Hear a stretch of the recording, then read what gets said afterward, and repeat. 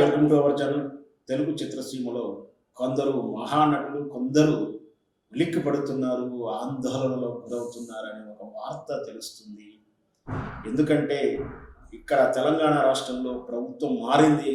తెలంగాణ రాష్ట్రంలో ప్రభుత్వం మారితే తెలుగు చిత్రసీమలో ఎందుకు ఉలిక్కి పడుతుంది? ఆ కొంతమంది ఎందుకు ఆందోళన చెందుతున్నారు? మరి ఎందుకు వాళ్ళకు భయం పట్టుకుందో వివరాలు మనం ఈ వీడియోలో చర్చిద్దాం. మనకు తెలుసు తెలంగాణ ఎన్నికల ఫలితాలు ఏంటో.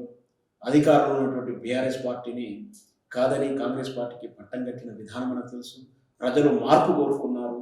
ఆ మార్పుకు అనుగుణంగా అయినటువంటి తీర్పు కూడా స్పష్టంగా ఇవ్వడంతో కేసీఆర్ రాజీనామా చేయడం, వెంటనే రేవంత్ రెడ్డి గారు ముఖ్యమంత్రి అవ్వడం మనందరికీ తెలిసిన విషయమే. అయితే ప్రభుత్వాలు మారినప్పుడల్లా ముఖ్యంగా ఐఏఎస్ ఆఫీసరు, ఐపీఎస్ ఆఫీసరు, కీలక పరిపాలన విభాగాలలో మార్పులు చోటు చేసుకోవడం సహజమే. తమకు అనుకూలమైనటువంటి ఆఫీసులు పెట్టడం కూడా సహజమే. దీంతో పాటు గతంలో ప్రతిపక్షంలో ఉన్నప్పుడు వాళ్ళు ఏదైతే విమర్శించారో వాటి తాలూకు కేసులను, సంఘటనలను వెలికి తీయడము, లేదా దాని మీద పరిశోధన చేయడము, గతంలో ప్రతిపక్షంలో ఉన్నప్పుడు ఏదైతే ఆయుధంగా వాడుకున్నారో వాటిని మళ్ళీ పునరంకితం చేసేలా, అంటే ఏదైతే విమర్శించారో ఆ విమర్శ తగినటువంటి డిమాండ్ చేశారో వాళ్ళ అధికారంలో ఉన్నప్పుడు వాటిని నెరవేర్చే ప్రయత్నం చేస్తారు. అందులో భాగమే ఇప్పుడు ఈ తెలుగు చిత్రసీమలో కొందరు కులికుపాటైంది. ఎందుకంటే మనకు తెలుసు గతంలో తెలుగు చిత్రసీమలో డ్రగ్స్ కేసు ఎంత మీద కలకలం సృష్టించిందో.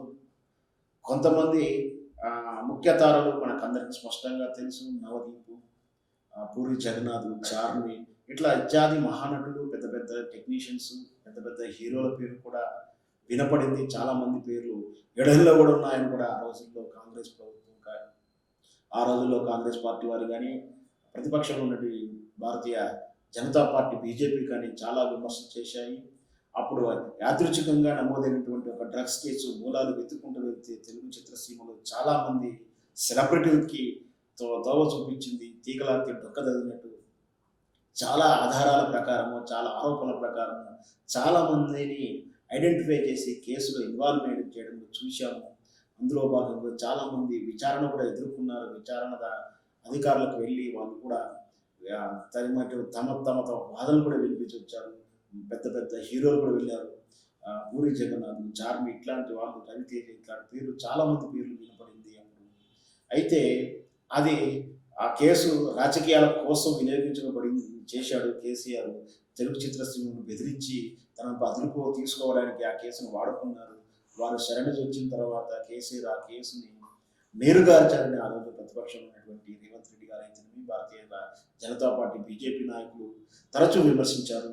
అలా విమర్శల తర్వాత ఈరోజు అధికారంలోకి వచ్చినటువంటి కాంగ్రెస్ ప్రభుత్వం అయితే వాళ్ళ గతంలో ఉన్నటువంటి నార్కోటిక్ డైరెక్టర్ మార్చేసి ఇప్పుడు సందీప్ శౌర్య గారిని నూతనంగా పదవి బాధ్యతలు చేపట్టే నూతనంగా పదవిలోకి తీసుకొచ్చారు.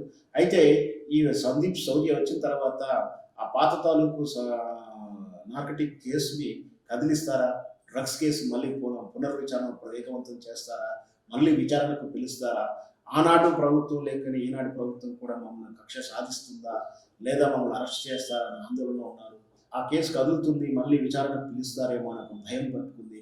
మనకు తెలుసు ఈ మన రాష్ట్రంలో కాదు, తెలుగు రాష్ట్రాలలో కాదు, మన చుట్టూ ఉన్నటువంటి నైబర్ స్టేట్స్లో కూడా ఎక్కడ కూడా డ్రగ్స్ కేసు ఎక్కడ నమోదైన దాని మూలాలు ఫిల్మ్ నగర్కే తేలుతుంది. తెలుగు టాలీవుడ్ ముఖ్యులకే చేరుతుంది. ఒక కన్జ్యూమర్గానో, లేదా మధ్య ఏజెంట్ బ్రోకర్గానో, డ్రగ్స్ దళారిగానో, లేదా తానే డ్రగ్స్ వాడినటువంటి విధానంగానో తరచూ తెలుగు చిత్రసీమ వ్యక్తుల పేర్లు వినడం. కేపీ చౌదరి కేసు విన్నాము, నవదీప్ కేసు విన్నాము, చాలామంది పేర్లు విన్నాం. అందులో కూడా మనకు తెలుసు చాలామంది నటీనటులు, లేడీ నటీనటులు, యాక్ట్రెస్ పేర్లు కూడా వినడం జరిగింది. ఇప్పుడు అందరికి కూడా కొప్పులేస్తుంది. మరి ఏం చూద్దాము. ఇది కేవలం పరిపాలన విభాగంలో మార్పులానే ఉంటుందా, కక్ష సాధింపులా ఉంటుందా, లేదా వాళ్ళు గతంలో ఆరోపించినటువంటి కేసు నీరుగార్చారు కాబట్టి మేము తిరిగి దర్యాప్తు చేస్తా అంటారా? ఏదో మనం వేచి చూద్దాం.